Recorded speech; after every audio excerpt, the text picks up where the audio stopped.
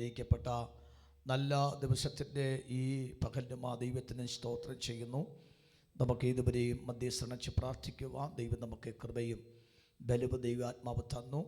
മഴയുടെ പ്രയാസങ്ങളൊക്കെ ശക്തമാണ് എങ്കിലും അതിന് നടുവിൽ പ്രാർത്ഥനയ്ക്ക് വേണ്ടിയുള്ള ആർത്തിയോടുകൂടെ ആലയത്തിൽ കടന്നു വന്ന ദൈവമക്കളെ ഓർത്തും അപ്പോൾ തന്നെ ഓൺലൈനിൽ കൂടെ നമ്മളോട് സംബന്ധിക്കുന്ന ദൈവമക്കളെ ഓർത്തും ദൈവത്തിന് സ്തോത്രം ചെയ്യുന്നു.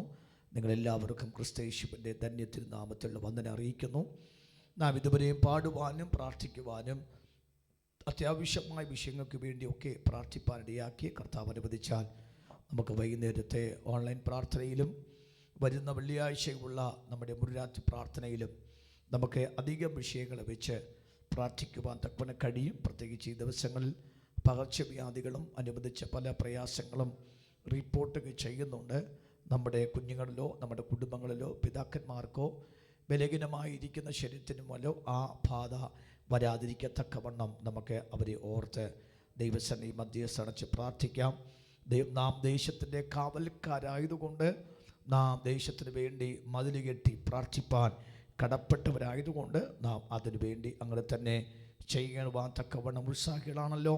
ദൈവം അനുഗ്രഹിക്കട്ടെ, എല്ലാവരെയും ദൈവം അനുഗ്രഹിക്കട്ടെ എന്നുള്ള പ്രാർത്ഥനയോടുകൂടെ ഇന്ന് അല്പസമയത്തെ കർത്താവിൻ്റെ വചനത്തിൻ്റെ കേൾവിക്ക് വേണ്ടി പരിശുദ്ധ പിതാവാം ദൈവം എൻ്റെ ഹൃദയത്തിൽ ഉണർത്തിച്ച ഒരു ദൈവിക ആലോചന വിശുദ്ധ മർക്കോസ് വിശേഷം അതിൻ്റെ 6-ാമത്തെ അധ്യായത്തിൻ്റെ 30-ാമത്തെ വാക്യവും 31-ാമത്തെ വാക്യവും വിശുദ്ധ മർക്കോസ് വിശേഷം 6-ാം അധ്യായം 30-31 വാക്യം. പിന്നെ അപ്പോസ്തലന്മാർ യേശുവിനെ അടുക്കൽ വന്നുകൂടി തങ്ങൾ ചെയ്തതും ഉപദേശിച്ചതും എല്ലാം അറിയിച്ചു. വരുന്നവരും പോകുന്നവരും വളരെ ആയിരുന്നതിനാൽ അവർക്ക് ഭക്ഷിപ്പാൻ പോലും സമയമില്ലായതുകൊണ്ട് അവൻ അവരോട്, നിങ്ങൾ ഒരു ഏകാന്ത സ്ഥലത്ത് വേറിട്ട് വന്ന് അല്പം ആശ്വസിച്ചു കൊള്ളുവീൻ എന്ന് പറഞ്ഞു. 32-ാമത്തെ വാക്യം കൂടെ. അങ്ങനെ അവർ പടക് കയറി ഒരു ഏകാന്ത സ്ഥലത്ത് വേറിട്ട് പോയി എന്ന വാക്ക്. ഇന്ന് രാവിലെ ഞാൻ ദൈവവചനം ധ്യാനിച്ചപ്പോൾ പെട്ടെന്ന് എൻ്റെ ഹൃദയത്തിനകത്ത് തന്ന ഒരു പ്രകാശനമാണ്. ആമേ ആശ്വസിപ്പിക്കുന്നവനും ആശ്വാസത്തിന് വേണ്ടി കൊതിക്കുന്നവനുമായ അല്ലെങ്കിൽ ആശ്വാസം തരാൻ താല്പര്യപ്പെടുന്നതുമായ ഒരു യേശു ക്രിസ്തുവിനെ കുറിച്ചുള്ളൊരു വിശേഷപ്പെട്ട ഒരു ദൈവശബ്ദമാണ്.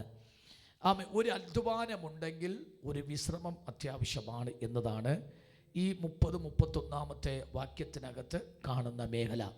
യേശു ക്രിസ്തുവിൻ്റെ അടുക്കൽ ശിഷ്യന്മാർ യേശു ക്രിസ്തു ഏൽപ്പിക്കപ്പെട്ട ദൗത്യവും ഏറ്റെടുത്തുകൊണ്ട് രാവും പകലും മഞ്ഞെന്നോ മഴയെന്നോ വെയിലെന്നോ നോക്കാതെ വണ്ണം ഉന്നതിയെന്നോ താഴ്വരയെന്നോ നേർവീതിയെന്നോ ഇടുക്ക് വഴിയെന്നോ മലകളൊന്നോ കുന്നൊന്നും ഓർക്കാതെ വണ്ണം യേശു കർത്താവ് കൊടുത്ത അ ഗ്രേറ്റ് കമ്മീഷൻ, വലിയ ദൗത്യം അവർ ഏറ്റെടുത്തുകൊണ്ട് അവർ ശുശ്രൂഷ ചെയ്തു. അവർ മടങ്ങി വന്നിട്ട് അവർ യേശു ക്രിസ്തുവിൻ്റെ നാമത്തിൽ എന്തൊക്കെ ചെയ്തുവോ അതിനെക്കുറിച്ച് റിപ്പോർട്ട് കൊടുക്കുന്ന ശിഷ്യന്മാരെ കാണുന്നുണ്ട്. എല്ലാ ഡീറ്റെയിൽസ് ആയിട്ട് റിപ്പോർട്ട് കൊടുക്കുന്നു.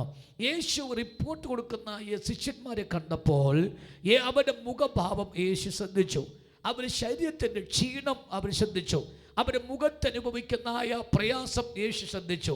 യേശു നോക്കുമ്പോൾ യേശുവിൻ്റെ അടുക്കൽ നിരവധി ആൾക്കാർ തിങ്ങി പ്രാർത്ഥിക്കാൻ കടന്നു വരുന്നുണ്ട്.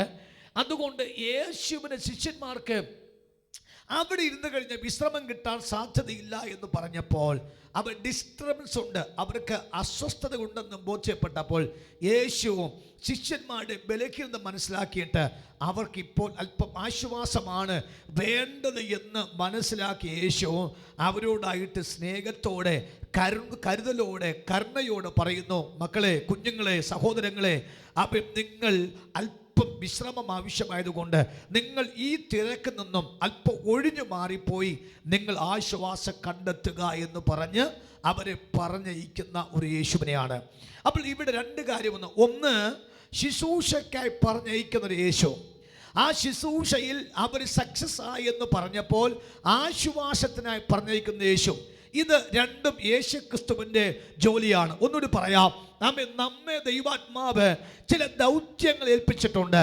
പ്രാർത്ഥിക്കാനോ പോരാടാനോ സുവിശേഷം അറിയിക്കാനോ അല്ലെങ്കിൽ മറ്റുള്ളവർക്ക് നാം ഒരു ഉപദേശം കൊടുക്കാനോ ഒക്കെയുള്ള ഒന്നല്ലെങ്കിൽ മറ്റൊരു ശുശ്രൂഷകൾ ദൈവം ഏൽപ്പിച്ചിട്ടുണ്ട്. ആ ശുശ്രൂഷകൾ ഏൽപ്പിച്ച സ്ഥാനത്ത് നാം അത് പരമാർത്ഥ ഹൃദയത്തോടുകൂടെ ചെയ്യുന്നുവെങ്കിൽ ആ പരമാർത്ഥ ഹൃദയക്കനുസരിച്ചൊരു ആശ്വാസം തരേണ്ട കടപ്പാട് യേശുവിൻ്റെ കടപ്പാടാണ്. കരമൊന്ന് ഉയർത്തി കർത്താവിന് സ്തോത്രം കൊടുക്കാമോ? അപ്പോൾ നാം ദൈവസന്നിധിയിൽ, ഞാൻ രാവിലെ മറ്റൊരു വചനം യെശയ്യാപ്രവാചന പുസ്തകത്തിൽ വായിച്ചു, ഉദാസീനയോടുകൂടെ കർത്താവിന് വേല ചെയ്യുന്നവൻ ശപിക്കപ്പെട്ടവനെന്ന വാക്ക്.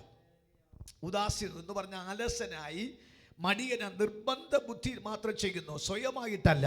അങ്ങനെ അലസതയോട് ഉദാസീനയോടുകൂടെയോ കർത്താവിൻ്റെ പ്രവൃത്തി ചെയ്യുന്നവൻ ശപിക്കപ്പെട്ടവനാണെങ്കിൽ, ഉത്സാഹത്തോടും ആർത്തിയോടും കർത്താവിൻ്റെ ശുശ്രൂഷ ചെയ്യുന്നവൻ ശപിക്കപ്പെട്ടവനല്ല, അവൻ അനുഗ്രഹിക്കപ്പെട്ടവനാണ്. സ്തോത്രം. അപ്പോൾ ഓർത്തോണം, ദൈവം നമുക്ക് ഒരു ശുശ്രൂഷ ഏൽപ്പിച്ചാൽ നാം ഒന്ന് ആ ശുശ്രൂഷയിൽ വിശ്വസ്തത കാണിച്ചാൽ കർത്താവിൻ്റെ വാക്കാണ്, നിങ്ങൾ അല്പം മാറിപ്പോയി ആശ്വാസം കണ്ടെത്തുക എന്ന വാക്ക്. ഞാനിവിടെ അതാണ് ശുശ്രൂഷിപ്പാൻ എൻ്റെ അകത്ത് ഒന്ന് രണ്ട് വചന വെളിപ്പാട് കൂടി എൻ്റെ അകത്ത് വന്നതുകൊണ്ട് അതുമായി ചേർത്ത് വെച്ചുകൊണ്ട് ഞാൻ ഈ വചനത്തെ ശുശ്രൂഷിപ്പാൻ ആഗ്രഹിക്കുന്നു. പ്രാർത്ഥനയോടുകൂടി ആ വെളിപ്പാടെടുക്കാം. അപ്പോൾ യേശു ഒരു പ്രാവശ്യം പറഞ്ഞു, നിങ്ങൾ എൻ്റെ ദൗത്യമായി പോയി ഭൂതത്തെ പുറത്താക്കണം, രോഗിയെ സൗഖ്യമാക്കണം, സൗജന്യമായി നിങ്ങൾക്ക് ലഭിച്ചതിന് നിങ്ങൾ സൗജന്യമേ കൊടുക്കണമെന്ന ഒരു വലിയ ദൗത്യം, വലിയ കമ്മീഷൻ ദൈവാത്മ കൊടുത്തു വിട്ടു.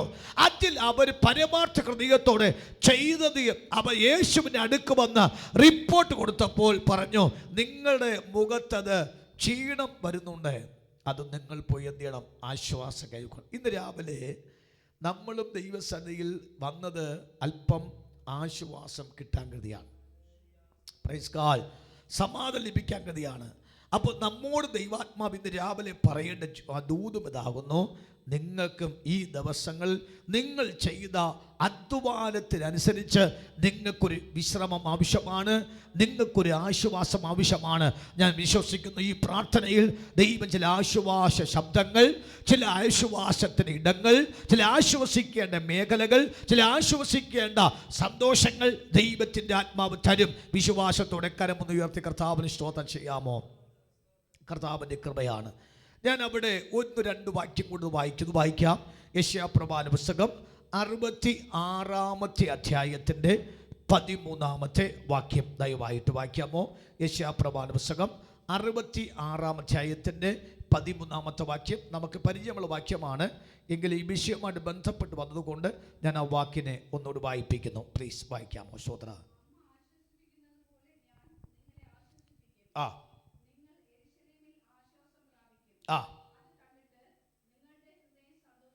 നിങ്ങളുടെ ഹൃദയം സന്തോഷിക്കും, നിങ്ങളുടെ അസ്ഥികൾ ഇളം പുല്ലുപോലെ ആശ്വാസത്തിന്റെ അകത്ത് ഒരു എന്തുണ്ട് വായിച്ചത്? ആശ്വാസത്തിനകത്ത് ഒരു ആനന്ദമുണ്ട്. നമ്മുടെ ഉണങ്ങിപ്പോയ അസ്ഥികൾക്കൊരു ഓജസ്സും തരുന്നുണ്ട്. സ്തോത്രം. അപ്പോൾ നോക്കണം, ഒരു വ്യക്തി ആശ്വാസം കണ്ടെത്തിയാൽ അവിടെ പറയുന്നു, അമ്മ ആശ്വസിപ്പിക്കുന്ന പോലെ ഞാൻ നിങ്ങളെ ആശ്വസിപ്പിക്കുമെന്നും, 2 നിങ്ങൾ യെരൂശലേമിൽ ആശ്വാസം കണ്ടെത്തുമെന്നും പരിശുദ്ധാത്മാവ് പറഞ്ഞിട്ട് പറയുന്നു. നിങ്ങളുടെ ജീവിതത്തിനകത്ത് ഒരു പ്രത്യേകമായ ഒരു കുളിർമ വെളിപ്പെട്ട് വരും. ആ കുളിർമയെക്കുറിച്ച് പരിശുദ്ധാത്മാവ് വാക്കാണ്, നിങ്ങൾക്ക് അത് കണ്ടിട്ട് നിങ്ങളുടെ ഹൃദയം സന്തോഷിക്കും. അപ്പോൾ ആശ്വാസത്തിൻ്റെ അകത്ത്, ഹൃദയത്തിനകത്തൊരു സന്തോഷം വരികയാണ്. ആരാ ഈ ആശ്വാസം തന്നത്? ആശ്വാസം ദൈവം തന്നു. എന്തിന് ആശ്വാസം തന്നത്? നിങ്ങളുടെ അധ്വാനങ്ങളും നിങ്ങളുടെ പ്രയത്നവും നിങ്ങളുടെ ഉത്സാഹങ്ങളും നിങ്ങൾ ദൈവത്തോടും ദൈവനാമത്തോടും കാണിക്കുന്ന ആ സ്നേഹത്തിൻ്റെ ശക്തി കണ്ടപ്പോൾ നിങ്ങളുടെ ബലഹീന ശരീരത്തിന് ഒരു അനുഗ്രഹം ആവശ്യമാണ്, ഒരു ആശ്വാസം ആവശ്യമാണ്, ഒരു വിശ്രമം ആവശ്യമാണ് എന്ന് പരിശുദ്ധാൻ പറഞ്ഞിട്ട് അവര് ആശ്വാസത്തിലേക്ക് ഒരു അമ്മയുടെ ആശ്വാസത്തിലേക്ക് പരിശുദ്ധാത്മ പറഞ്ഞ ശേഷം ആ അമ്മയുടെ ആശ്വാസം മാത്രമല്ല, ആമേ, അതോടൊപ്പം നിങ്ങളുടെ ഹൃദയത്തിനകത്ത് ഒരു ഭയങ്കര സന്തോഷമുണ്ടാകും. അങ്ങനെ സന്തോഷമുണ്ടാകുമ്പോൾ നിങ്ങളുടെ അസ്ഥികൾ ഇളമ്പുലും. അപ്പം നമ്മുടെ അസ്ഥികൾക്ക് ദ്രവത്വമോ, നമ്മുടെ അസ്ഥികൾക്ക് ഒരു ക്ഷീണമോ, അസ്ഥിക്കൊരു ബലഹീനത വരുന്നുവെങ്കിൽ അതിൻ്റെ പുറകിൽ എന്തില്ലാത്തത് കൊണ്ടാണ്? ആശ്വാസവും സന്തോഷമില്ലാത്തതുകൊണ്ട് മാത്രമാണ്. സ്തോത്രം. ഈ നമ്മൾ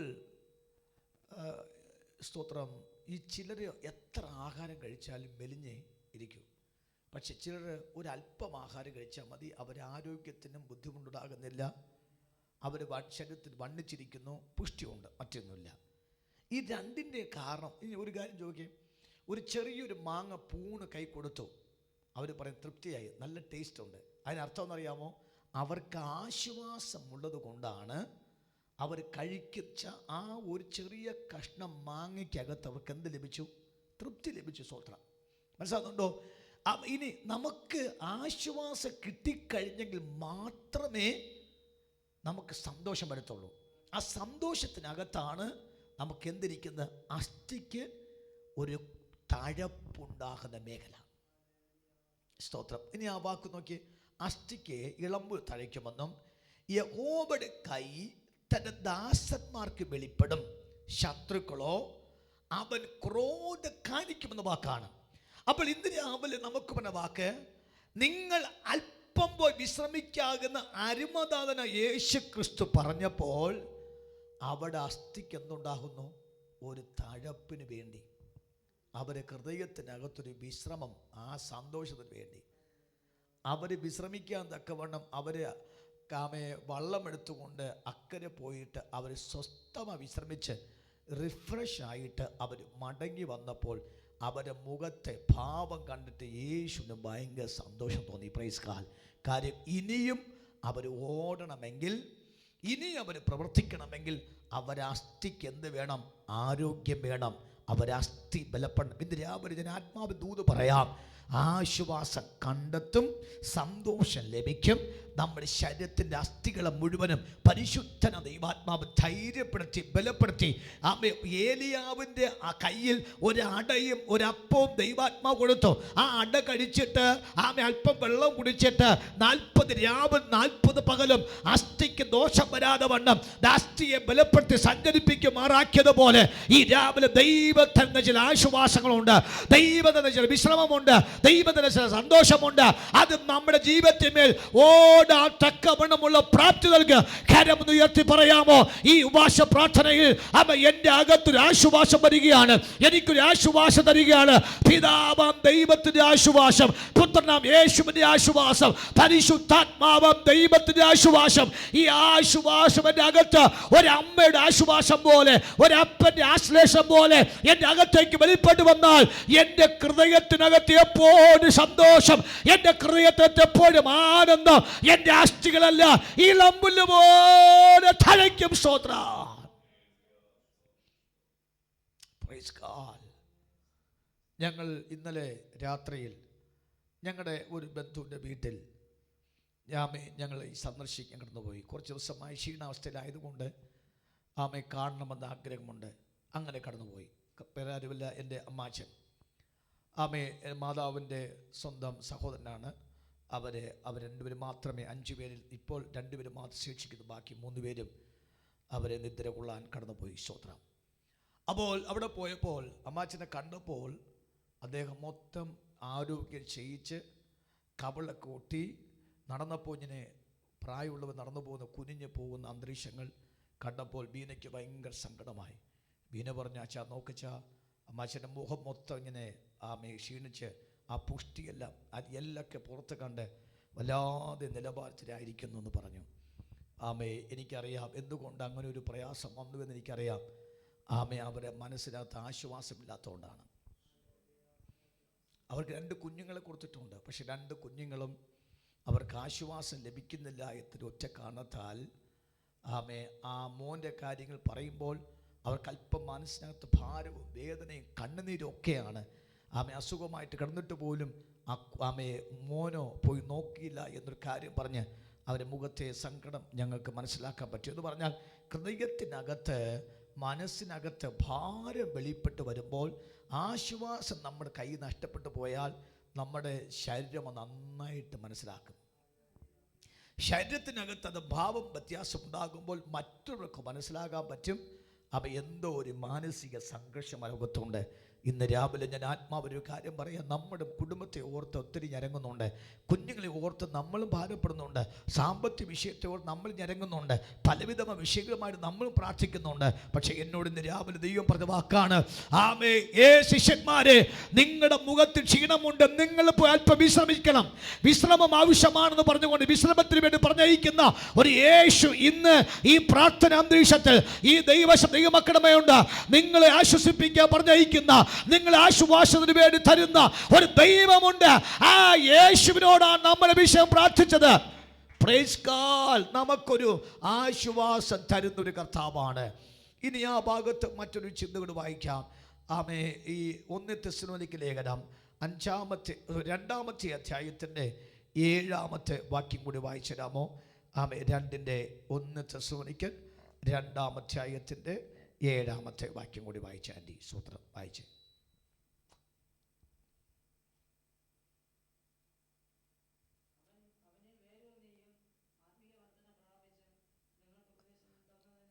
ആൻറ്റി 1 തെസ്സലോനിക്ക 2-ന്റെ 7-ാമത്തെ വാക്യം.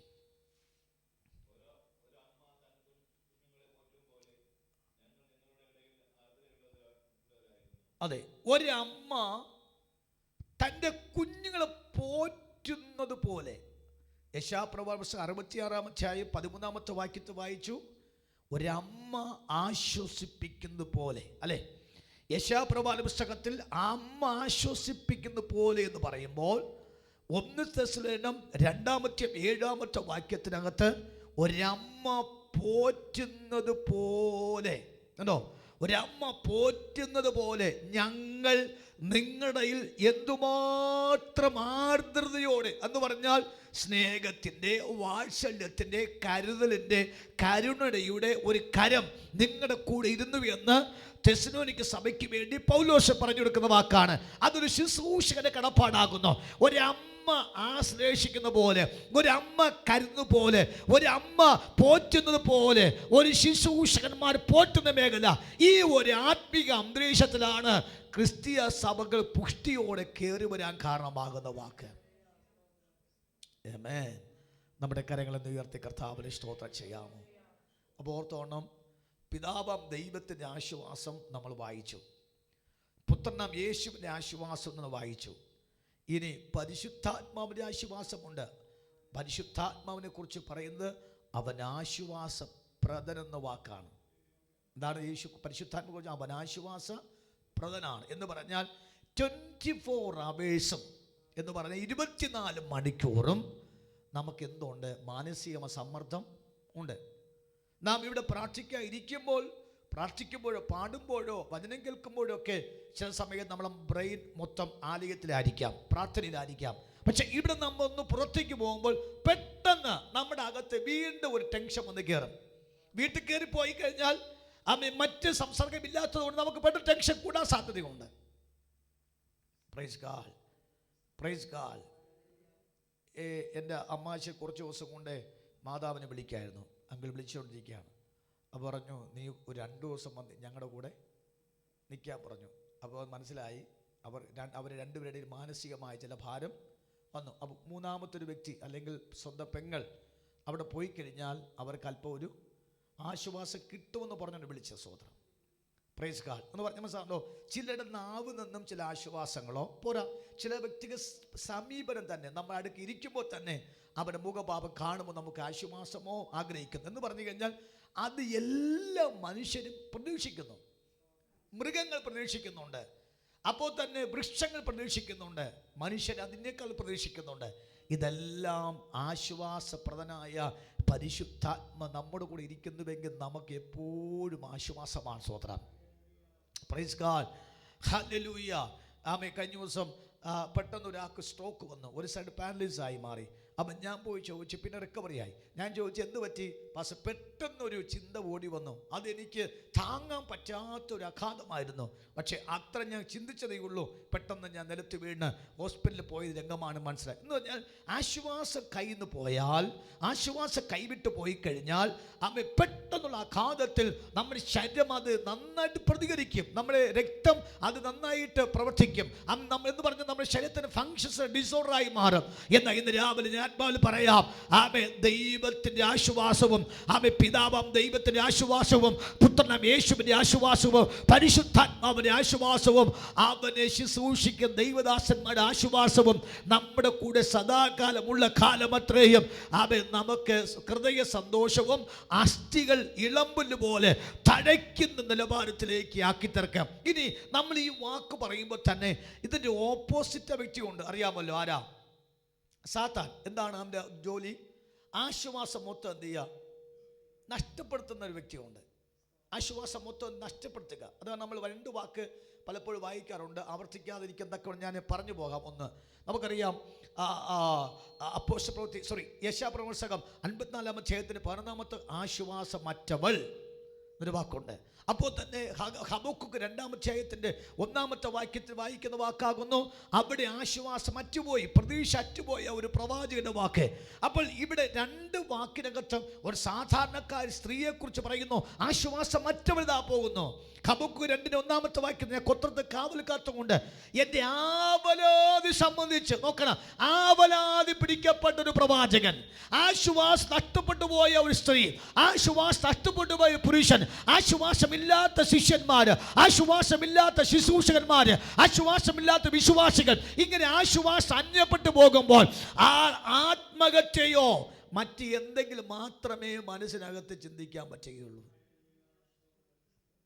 കഴിഞ്ഞ ദിവസം 88 വയസ്സ് പ്രായമുള്ളൊരു അമ്മ തൻ്റെ മോളോട് പറഞ്ഞു, എനിക്ക് ജീവിക്കേണ്ട കൊതി തോന്നില്ല, ആത്മഹത്യ ചെയ്താലോ എന്ന് ചിന്തിക്കുന്നു. അവർ ചോദിച്ചു, അമ്മ എന്തിനാ അങ്ങനെ പറയാൻ കാരണം? എൻ്റെ മോൻ എന്നോട് മിണ്ടുന്നില്ല, അവൻ എന്നെ വഴക്ക് പറഞ്ഞു. അത് ഒരിക്കലും ഞാൻ പ്രതീക്ഷിക്കാത്ത വാക്കുകൾ പറഞ്ഞാണ് അവൻ എന്നെ വഴക്ക് പറഞ്ഞത്. എൻ്റെ 88-ാമത്തെ വയസ്സിൽ എനിക്ക് ആശ്വാസമാകേണ്ട എൻ്റെ മകൻ എന്നോട് കുത്തുവാക്ക് പറഞ്ഞ് എൻ്റെ ഹൃദയത്തെ മുറിവേൽപ്പിക്കപ്പെട്ട വാക്ക് പറഞ്ഞപ്പോൾ അമ്മയ്ക്ക് ജീവിക്കേണ്ട, മരിക്കണമെന്ന് ചിന്ത ഉണ്ടായി.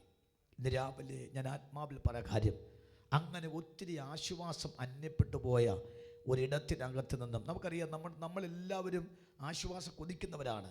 ഇന്നും ആലയത്ത് വന്നതും ഈ ഓൺലൈൻ പ്രാർത്ഥന സംബന്ധിച്ച എല്ലാം ഒരു ചെറിയ വാക്കുണ്ടെങ്കിലും ആശ്വാസം കിട്ടിക്കഴിഞ്ഞാൽ നമ്മുടെ അസ്ഥിക്കത് ഗുണമാണ്, നമ്മുടെ ശരീരത്തിനത് ഗുണമാണ്, നമ്മുടെ കുടുംബത്തിൻ്റെ ഗുണമാണ്. നമ്മൾ കഴിക്കുന്ന ആഹാരം അനുഗ്രഹമായി മാറും, കുടിക്കുന്ന വെള്ളം അനുഗ്രഹമായി മാറും, ധരിക്കുന്ന വസ്ത്രം നമുക്ക് അനുഗ്രഹമായി മാറും, നാം കിടക്കുന്ന കിടപ്പാടം അനുഗ്രഹമായി മാറും. ഇതെല്ലാം ആശ്വാസമായി ബന്ധപ്പെട്ട കാര്യമാണ്. എന്നാൽ ഈ ഉപവാസ പ്രാർത്ഥനയിൽ നാം ആലയത്ത് കടന്നു വന്ന് ഈ വെളിപ്പാട് നാം ഇന്ന് രാവിലെ പ്രാപിക്കുമ്പോൾ ഞാൻ ആത്മാവിൽ പറയാം, നമുക്കൊരു ആശ്വാസം ദൈവം തരികയാണ്. യേശു പറഞ്ഞു, ഈ തിക്കും തിരയും ഈ നിങ്ങൾ ശല്യപ്പെടുത്തുന്ന ഇടയിൽ നിന്നും നിങ്ങൾ അല്പം വേറിട്ട് പോയി ആശ്വാസം കണ്ടെത്തുക. യേശുക്രിസ്തു പറഞ്ഞയച്ചു, അവർ ആശ്വാസം കണ്ടെത്തുവാടിയാക്കി. ഇന്ന് നമുക്കെപ്പോഴും അറിയാം, ഈ നമ്മുടെ റോബിൻസ് അച്ചാൻ ലോങ് ഡ്രൈവ് ചെയ്യുന്ന വ്യക്തിയാണ്.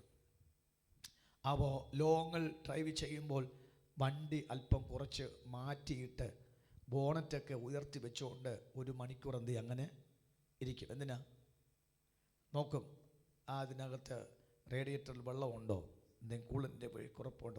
പണ്ടത്തെ വണ്ടിയിലൊക്കെ പച്ചവെള്ളം ഉപയോഗിക്കുന്ന സമയമാണ്, ഇപ്പോഴത്തെ വണ്ടികളൊക്കെ കൂളൻ്റ് ഉപയോഗിക്കുന്നു. എന്താ കൂളൻ്റ് ഉപയോഗിക്കുന്ന? കൂളൻ്റ് എന്ന വാക്കിൻ്റെ അർത്ഥം തന്നെ തണുപ്പിക്കുക. അപ്പോൾ വണ്ടിയെ തണുപ്പിക്കുന്നതിന് ഉപയോഗിക്കുന്ന വാക്ക് കൂളൻ്റ്. അത് ലിക്വിഡാണ്, അത് പച്ചയോ അത് ചിലപ്പോൾ നീല നിറത്തിലോ ഒരു പച്ച നിറത്തിലുള്ളതുകൊണ്ട്, അപ്പോൾ തന്നെ ചെറിയ റെഡ് ഇഷ്യൂള്ളതുകൊണ്ട്. അപ്പോൾ ഇത് ഒഴിക്കുമ്പോൾ ആ വണ്ടിക്ക് എന്ത് ലഭിക്കുന്നു? എഞ്ചിന് ആശ്വാസം ലഭിക്കുന്നുണ്ട്, അല്ലേ? ആശ്വാസം ലഭിക്കുന്നുണ്ട്. ഇതിൻ്റെ ഓപ്പോസിറ്റായി നിൽക്കുന്നതാണ് നമ്മുടെ ആശ്വാസത്തിനെതിരായിട്ട് ഓപ്പോസിറ്റ് നിൽക്കുന്നതാണ് പിശാച്. അവനെക്കുറിച്ച് പുസ്തകം പറയുന്നു. ലൂക്കോസിന് സുവിശേഷം 10-ാം അധ്യായത്തിൽ 18-ാമത്തെ വാക്യം എങ്ങനെ പറയുന്നു?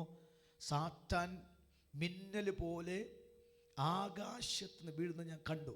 എന്താ മിന്നൽ പോലെ വരുന്ന കാര്യം? നന്നാ കളിച്ചും ചിരിച്ചും സന്തോഷിച്ചും ഇരിക്കുന്ന കുടുംബത്തിനകത്ത് പെട്ടെന്ന് ദുഃഖവാർത്ത കൊടുക്കുക, പെട്ടെന്ന് വേദനിപ്പിക്കുന്ന വാക്ക് കൊടുക്കുക, പെട്ടെന്ന് വിഷമിപ്പിക്കുക, പെട്ടെന്ന് കരയിപ്പിക്കുക, പെട്ടെന്ന് ദുഃഖിപ്പിക്കുക, പെട്ടെന്ന് അവർക്ക് ജീവിക്കേണ്ടെന്ന് കൊതി മാറ്റുക. ഇനി കുടിക്കേണ്ട, കഴിക്കേണ്ട, വട്ടുപോലെ ഭ്രാന്ത് പോലെ ആക്കി മാറ്റുക. ഇതിന് പെട്ടെന്നൊരു തീരുമാനമാണ്. Praise God.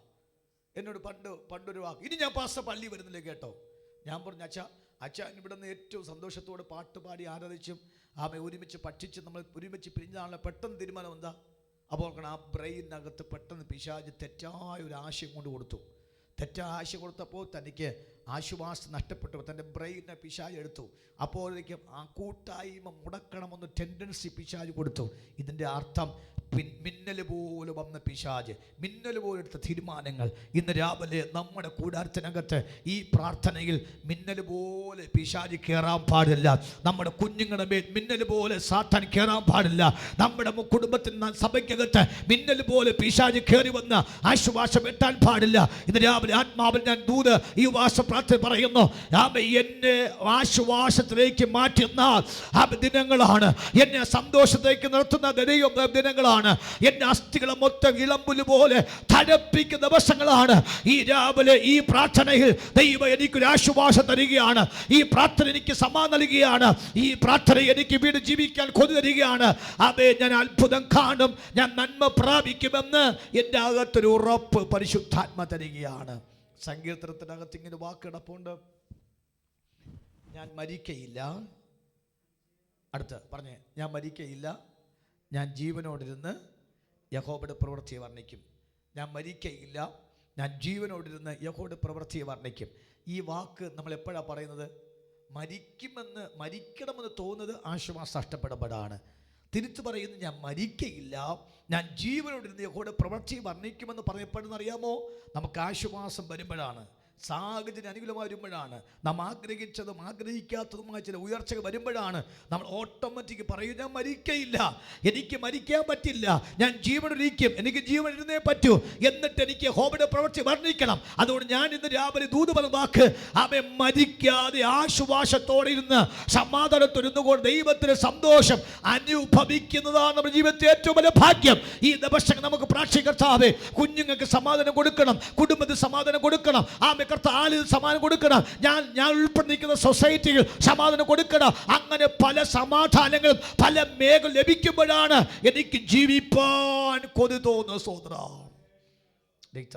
ചെയ്യാം. ഈ പ്രാർത്ഥനയിൽ ജോഞ്ചരിക്കുന്നത് ഈ മക്കൾക്ക് പലവർക്കും പല വിഷയങ്ങളാണുള്ള വാക്ക്. അവിടെ എല്ലാം ആശ്വാസം ദൈവത്തിൽ നിന്ന് കണ്ടെത്തിയേ പറ്റൂ. അതുകൊണ്ട് ഞാൻ ഇന്ന് രാവിലെ ആത്മാവിൽ പറയാം, നമ്മൾ പ്രാർത്ഥിച്ച വിഷയങ്ങളെല്ലാം ആശ്വാസം വേണം, ആശ്വാസത്തിന് ശബ്ദം വേണമെന്നതിൻ്റെ സബ്ജക്റ്റുമായിട്ട് ബന്ധപ്പെട്ടാണ് നമ്മൾ പ്രാർത്ഥിച്ചത്. നിശ്ചയമായിട്ടും ആശ്വാസം കർത്താവിൻ്റെ ആത്മാവ് തരും.